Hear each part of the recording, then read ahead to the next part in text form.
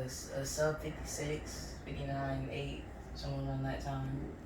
And, you know, just improve. Always gotta improve. So for somebody that's not into running, not into sports, how did you get to be a runner and how did you get to Eugene, Oregon? That's a kind of a big deal, right? Everybody doesn't make All American. Well, my father, my mother, like I was naturally just an athletic child, and I just like running around. I was like naturally fast, so I just beat people. Like used to race people. I was a huge competitor. So my parents put me and my twin sister and my little brother in track, and you know the story now. What's your favorite thing about track and running? The thing about track is like the thrill, like running and like competition.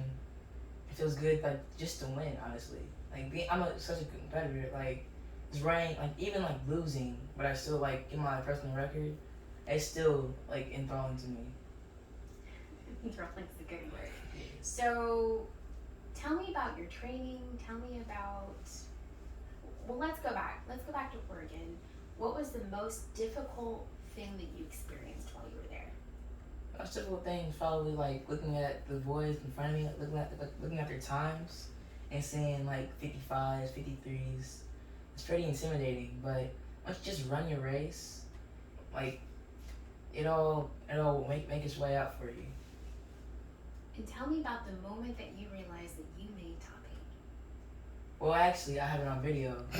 Uh, I mean, they actually recorded. So it was actually pretty funny. So the guy who won the race, I got second place in that race, right? The guy who won the race, his name is Prince Butch. He's like got on the ground. He's like on his, he was super tired.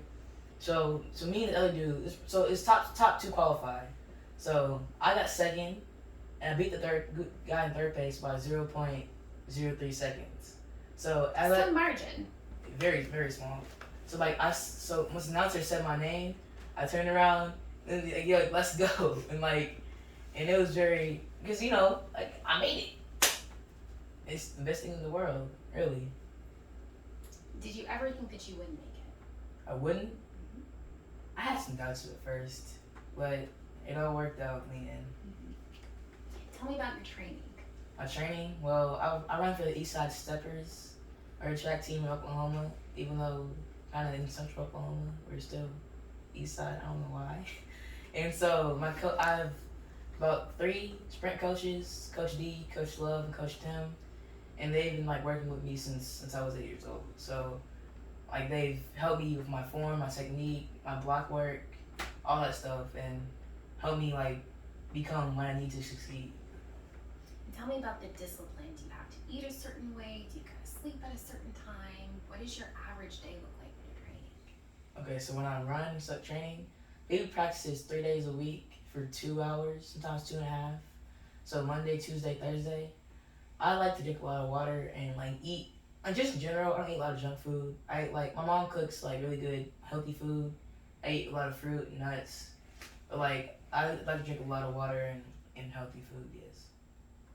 If you had to give advice for anybody your age that wants to do what you're doing, what would you say? Well, first you gotta believe you can do it first before anything else, and then you have to work on it. Go to every practice as you can, as much as you can, and then you gotta just make the necessary improvements to succeed. So if you need to like use longer strides, use longer strides. Just like listen to your coaches, be coachable, basically. What was the best thing other than placing about your experience in Oregon? Ooh wee. So there was the weather. There was like just like so East Side. We stayed at a hotel together, so it was fun like being with all my friends. Like and they also run too. No And they more like likes.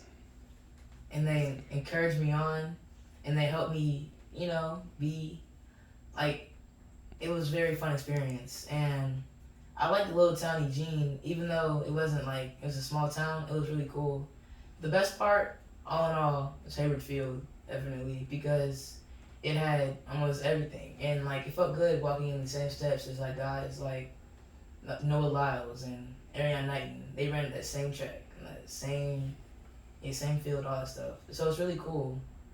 and I enjoyed like being able to like be in the footsteps of those great people. What haven't we talked about yet that you want us to know about your journey? Well, not really. I mean, I remember that. So in 2021, Jacksonville, Florida, at Nationals, I was so close to becoming an All-American. So, so prelims I qualified, got like 14th, and then so after that, so semifinals got canceled because of rain. So we went straight to finals. So I was in the first heat. It was at 10 o'clock. You're running 10-year-olds at 10 o'clock. So I ran. So the first time I false started, right? So I got out fast, but it before the gun. So at the second gunshot, I was a little gun shy, so I waited for the gun to shoot. Then I took off. So I ended up getting sixth in my heat and 20th overall. So after that, I strive to like try to improve that, and now I'm able to do that. What else do you think we should know about you? Well, I also play basketball. I'm a pretty good basketball player, as I might say so myself. And so I could play football, but I really don't want to. But I also like play some baseball with my father and my little brother. Are you only an athlete? No, I'm also a straight A student and 7th grade student council president at my school, class in SAS. And I like being a leader. Like it comes naturally to me. I just really like being a mentor and being a good person, even people that are older than me. I've gone to a few camps and won leadership awards, and I was the youngest kid there. So it just comes naturally to me. My father is a natural born leader too. So on that note, can you hop in here real quick?